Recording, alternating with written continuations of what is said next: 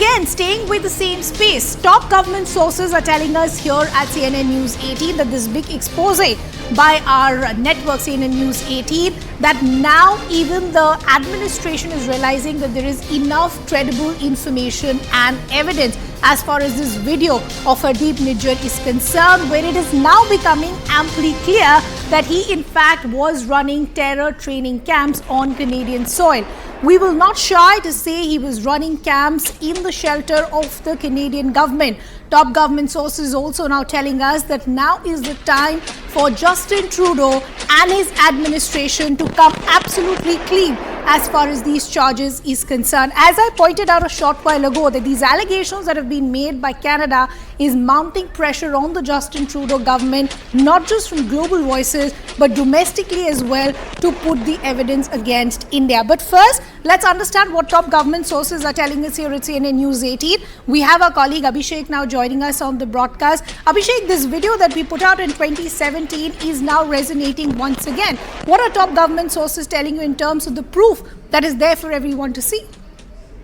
Of course, we have been exposing the fact that Hardeep Singh Nijjar was a dreaded terrorist, a khalistan supporter who has been trying to spearhead the whole anti-Indian narrative and create, recruit people against India. And there have been instances also when he was involved in criminal activities in Punjab also and other parts of the world also. He was a close associate of Seek for Justice, Seek and other Babbar Khalsa group also in Canada, and these are not the information that the Indian agencies have had with them. In fact, in 2018, when Justin Trudeau had visited India, that was 1 week visit of Justin Trudeau, he also happened to visit Punjab, and during that visit he had a meeting with then Punjab Chief Minister Amrinder Singh also, who had given him some list of people who have been involved in anti-India activities in Canada, and Hardeep Singh Nijjar's name was also in that list. So, Indian agencies had long been telling Canadian government about Nijjar's role, his criminal background, his ill intention, his secessionist approach against India, and something that is going clearly against India's sovereignty and integrity. So, in that context, the Canadian government has never paid enough heed to Indian concerns and security threat that Hardeep Singh Nijjar was posing to Indian diplomats back in Canada also. But now when Hardeep Singh Nijjar has been killed, investigation are still on. There has not been any established linkages that Justin Trudeau could produce to the public or the opposition leader in his own country or to other allied nations in including US, UK and Canada. Still, Justin Trudeau has the audacity to allege Indian agencies' role in killing of Hardeep Singh Nijjar, who already was a dreaded terrorist, and red corner notice was against him pending. So, Abhishek, the question is now clear. At a time when you have the Justin Trudeau government making these extremely serious and false allegations against India, they have questions. One, what is the kind of evidence and proof that they have? But the larger question also is, when a video like this is now put out in the public domain, something that we've put out in the past as well, will we see Justin Trudeau act with the same kind of swiftness and seriousness again as to what was happening under the Canadian government on Canadian soil?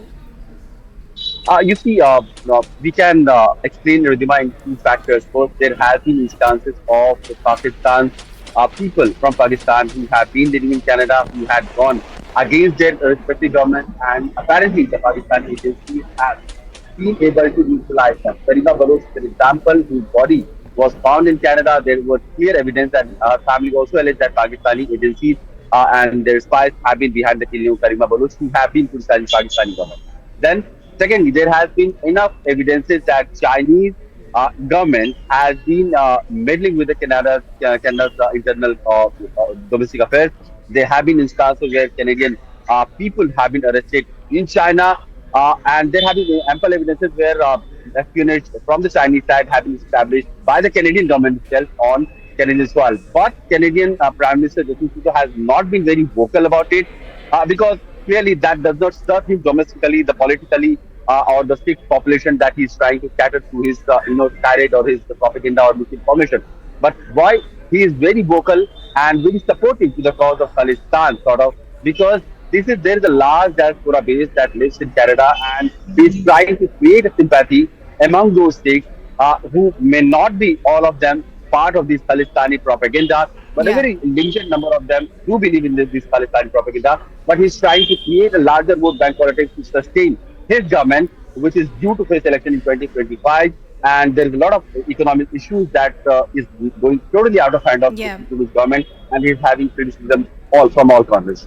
Abhishek, we'll just request you to stay on with us. And as you rightly pointed out, the larger question today for the Justin Trudeau administration is this posturing for vote bank politics gone completely wrong? We'll go back to Abhishek in just a bit, but let's break down some key details as well.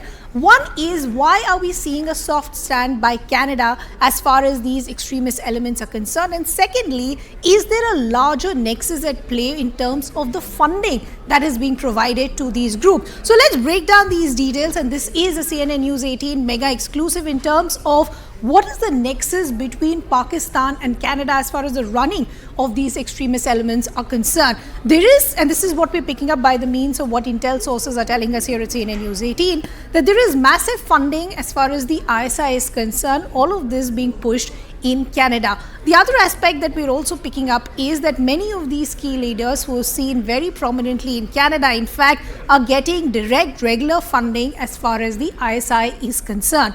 What we're also now picking up is that many of these Khalistan leaders are in fact taking money from students in the name of immigration as well, making it impossible for them to in fact come back. Because another aspect that you need to remember is a lot of these young students have massive loans against their names as well.